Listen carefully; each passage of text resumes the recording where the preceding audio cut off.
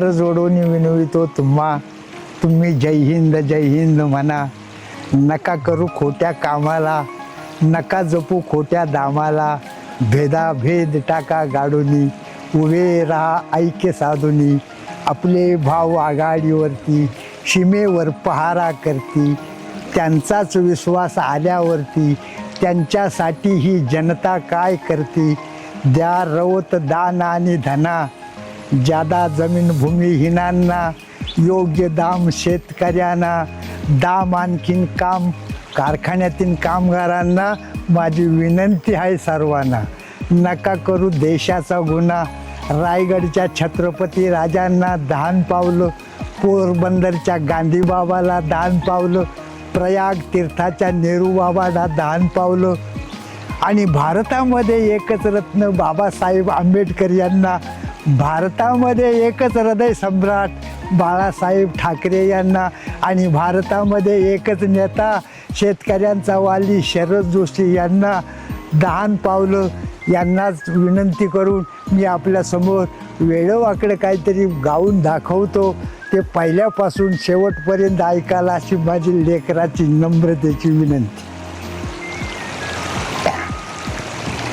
मूळ नाम सोम, मुक्काम पोस्ट निरंजनपूर, तालुका अलक्षपूर, प्रांत मानवदेह.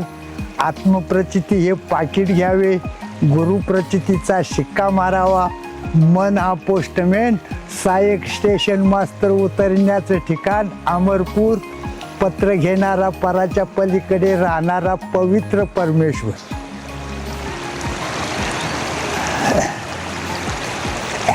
तुमचं नाव सांगा मला आणि किती वर्षापासून तुम्ही, तुमचं वय काय आहे आता, काय परिसर होता पूर्वी इथला? पूर्वी परिसर आमच्या या परिसरामध्ये साधी खटार गाडीशिवाय काही वाहन नव्हतं आणि मोटारसायकल आम्हाला माहितीही बी नव्हती. पण आज हे असं अगदी नवे युग उगवते, तेव्हा माध्यम बदलते, गतिमान होते.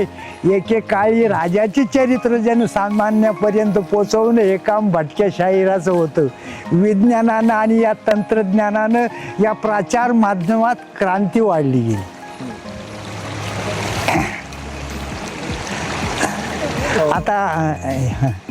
आता एक रामायणातलं सांगतो तुम्हाला. चित्त देवोनी ऐका जरा, गलबला करू नका. पिंडामध्ये रामायण सांगतो, कुठे जळे लंका. आत्मा तोची राम, सत्य तोची हनुमान. लक्ष लक्ष्मण, वैराग्य जांबुवंत. भावार्थ बिभीषण, इच्छा सीता जाण. शांतता मंदोदरी गावन. राग हा असे रावण, कल्प हा असे कुंभकर्ण. अर्थ करून घ्या पक्का, पिंडामध्ये रामायण सांगतो, कुठे जळे लंका. बाबा तुमचं नाव सांगा आणि तुमचं आज वय किती आहे आणि हा परिसर पूर्वी कसा होता? हे धरण बंधारा काय हे कुणाच्या काळात झाला आणि आता काय काय पालट झालं? तर आता पूर्वीचा काळ जर पाहिला तर आमच्या या काळामध्ये आम्हाला जनावरांना पाणीसुद्धा प्यायला मिळत नव्हतं. आमच्या शेतीला पाणीसुद्धा नव्हतं. परंतु हा ज्या वेळेला मोहिते पाटलांच्या काळामध्ये हा बंधारा झाला, त्यावेळेला ह्या बंधाऱ्यापासून आमच्या सगळ्या सोयी झालेल्या आहेत बा. आणि त्या सोयी झाल्यामुळं 12 आमच्या नदीला पाणी वाहतंय बघा. कोणती नदी? ही बाहुली नदी म्हणतात याला. आणि ती खाली जाऊन इथं आंबोलीपाशी भामा नदीला मिळाली. आणि भामाचा आणि या बाहुलीचा उगम इथं आंबोलीपाशी झाला. आता हे कधी झालं? पर्यटन कधी हे पर्यटन हे वाढलं गेलं. हे पर्यटन शरद बुट्टे पाटलांमुळे वाढलं गेलं. आणि बुट्टे पाटील ज्या वेळेला इथं आल्यापासून पुढे हे सर्व चित्रच बदललं बघा. कधी झालं हे साधारण झालं 2 वर्षाच्या पूर्वी झालेले बघा.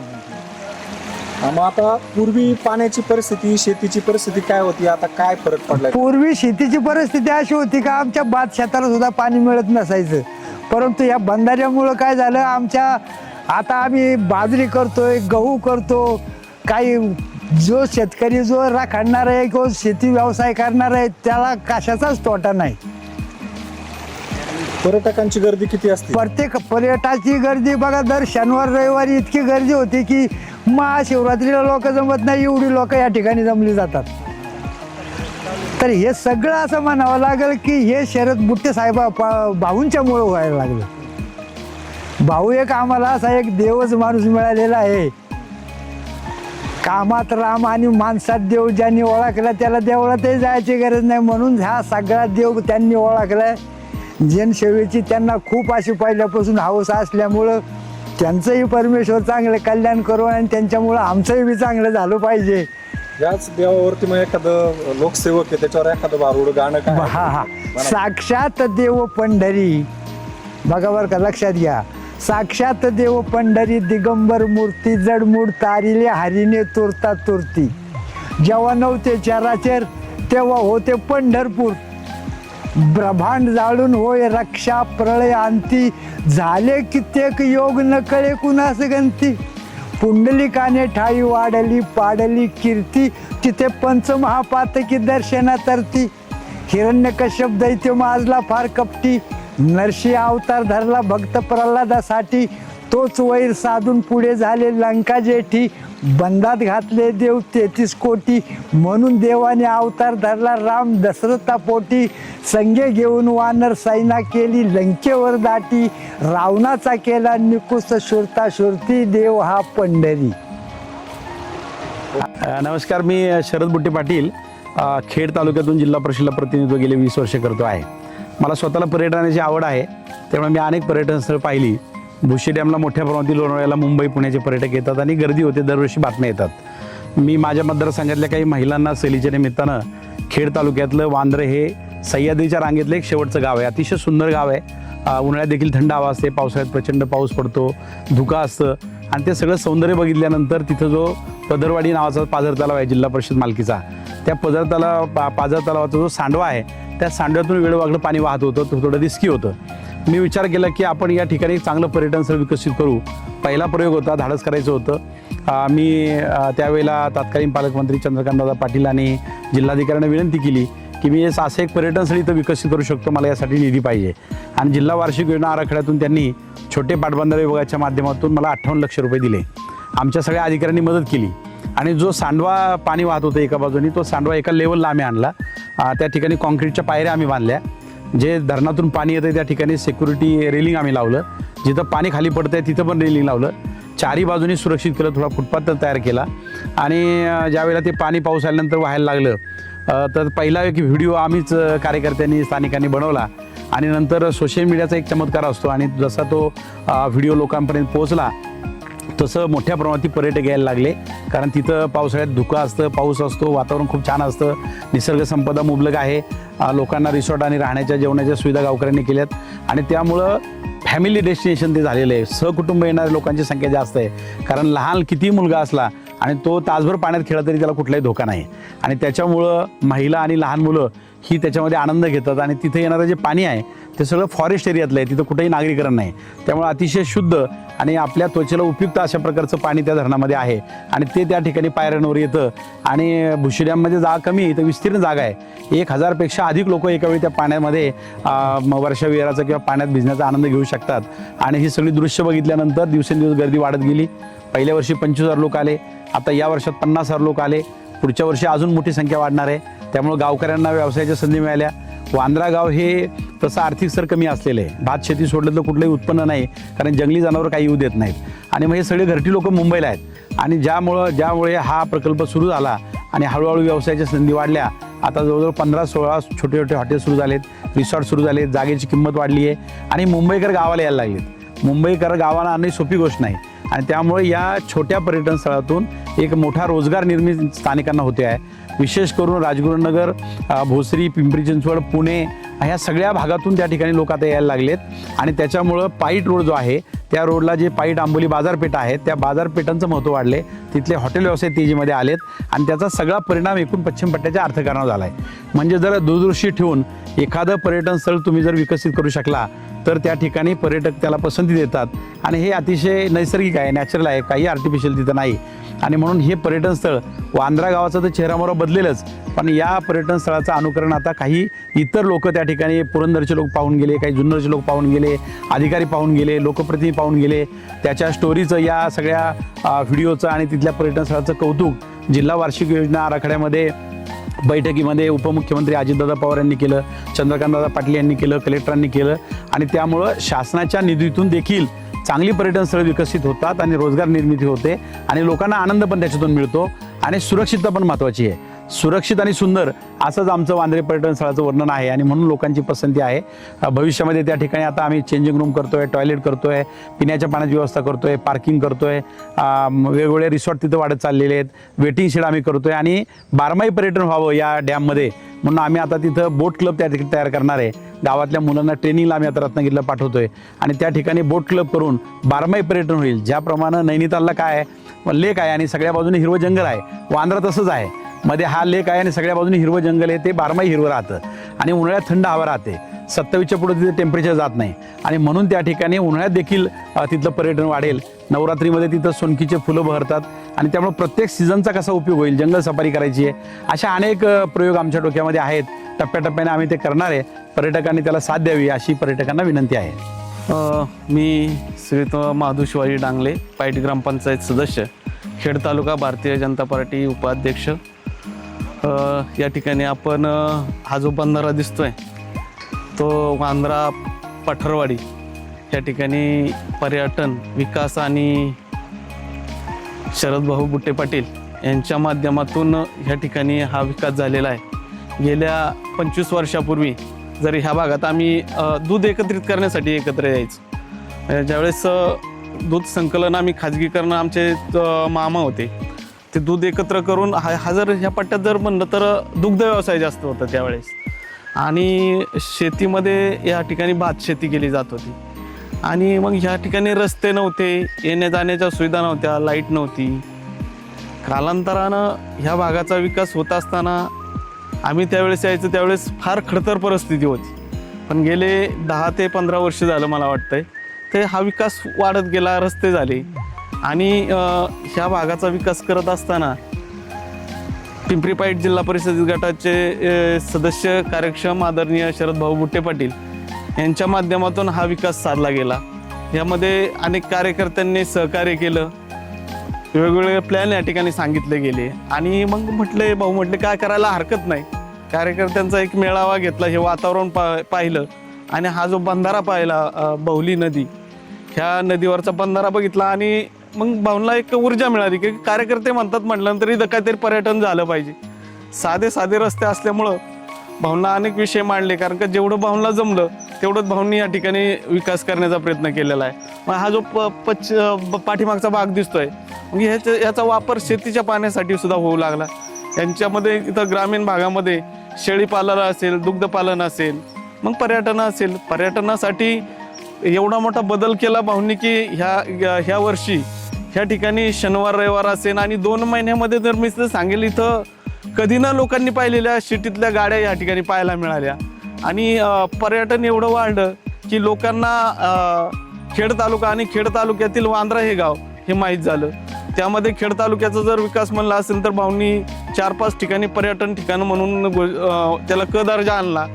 त्यामध्ये भामचंद्र डोंगर असेल, चक्रेश्वर डोंगर असेल, त्यामध्ये पाईटचा कुंडेश्वर डोंगर असेल, किंबहुना तोरणे या ठिकाणी तोरणे गावामध्ये काळभैरव मंदिर असेल आणि त्यामध्ये हे वांद्रे हे एक ठिकाण आहे.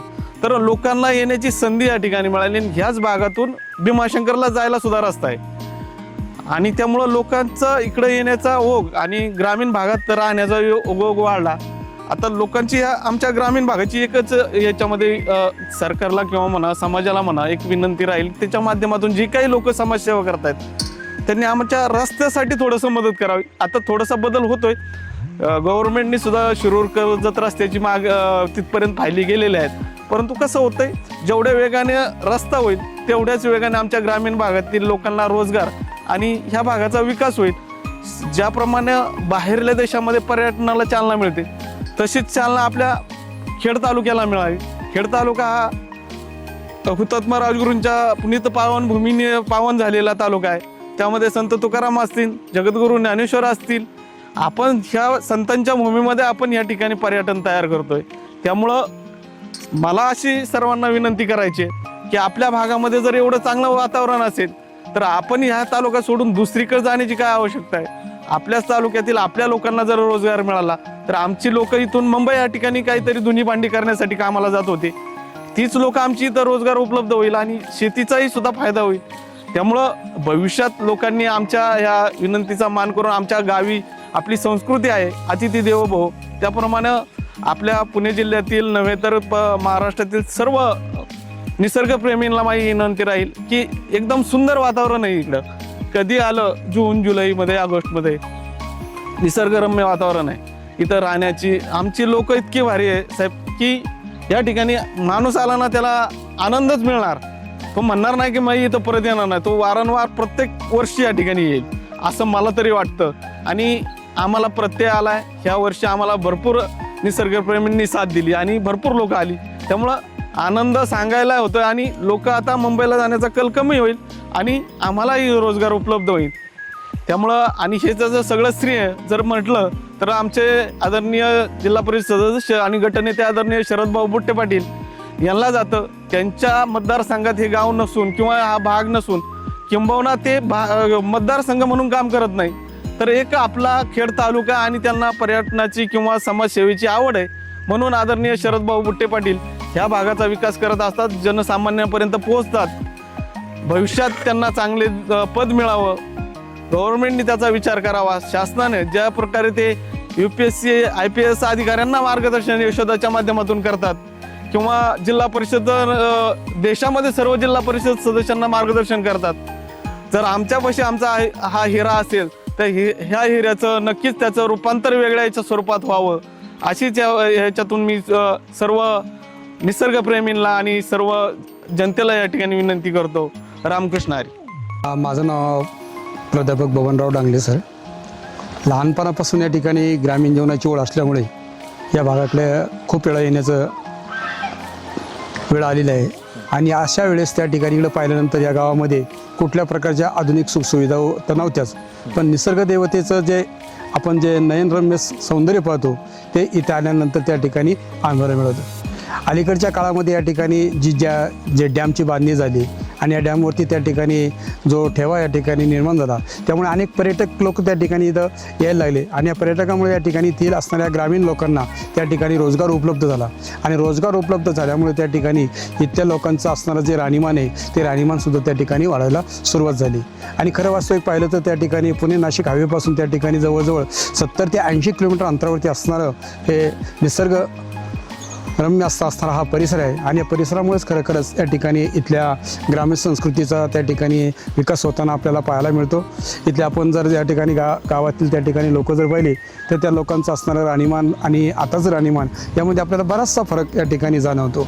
याचं कारण एकच आहे की आधुनिकतेचा त्या ठिकाणी थोडासा त्यांना वारसा त्या ठिकाणी लाभला आणि त्यामुळे या लोकांमध्ये असणारं राहणीमान वाढलं. राहणीमानामुळे त्या ठिकाणी इथली असणारी संस्कृती आहे त्या संस्कृतीचा विकास त्या ठिकाणी होताना आपल्याला पाहायला मिळतो.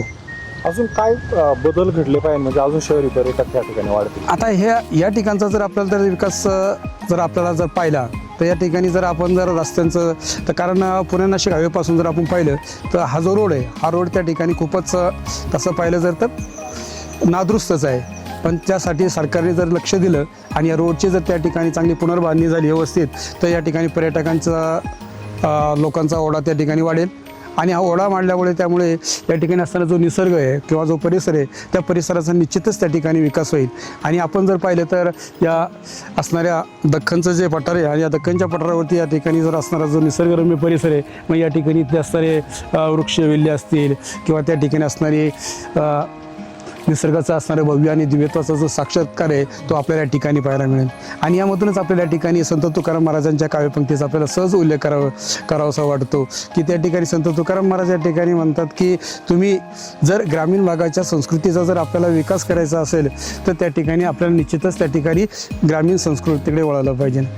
सांगण्याचं तात्पर्य एकच आहे की जर या ठिकाणचा जर आपल्याला विकास करायचा असेल तर आपल्याला थोडंसं ग्रामीण जे जीवन आहे त्या ग्रामीण जीवनाचा त्या ठिकाणी आपण अनुभव घेतला पाहिजे आणि त्याचाच परिणाम आपल्याला या ठिकाणी या ग्रामीण संस्कृतीवरती आपल्याला पडलेला पाहायला मिळेल. पण ग्रामीण संस्कृतीची जो ओढ आहे किंवा ग्रामीण संस्कृती आहे त्या ग्रामीण संस्कृतीचा आपल्याला खरं असणारं जो स्वरूप जर अनुभवायचं असेल तर त्यासाठी आपल्याला खेड्याकडेच गेलं पाहिजे.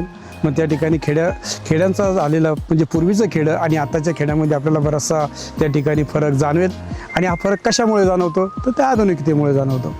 माझं नाव आकृती राजू जाधव, इयत्ता 6वी शिकते आणि इथे ह्या बंधाऱ्यामध्ये 500कडून जास्त जागाच नसते. आम्ही पण इथं खेळायला येतो, खूप मज्जा येते खेळताना आणि खूप छान, इथं खूप वातावरण छान वगैरे सगळं छान.